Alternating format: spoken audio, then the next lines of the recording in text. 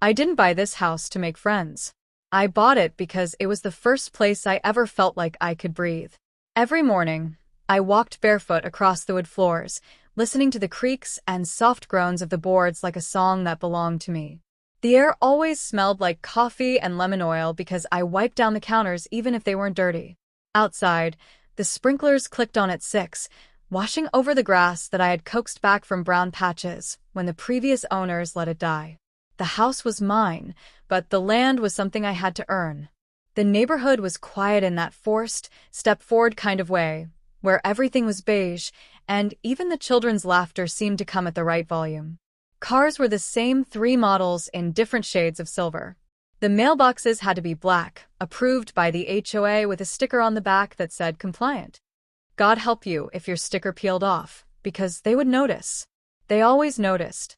Most days I felt invisible, and I liked it that way. Nobody waved except for Miss Hargrove, who was always out with her dog that barked at me like I was a stranger no matter how many times it saw me. She would say, "Good morning," in that bright, forced tone while her eyes slid down to check what I was wearing, like she was cataloging whether I belonged. They never said anything outright, but there was always that look. I was the only black homeowner on the street, and that meant I was always the one being watched, even when nobody was looking directly at me. Once, at a block party, a neighbor I barely knew leaned in with wine breath and told me, "We're so glad to have diversity here." Like it was a compliment or like I was a quota they had finally managed to hit. Still, I kept to myself.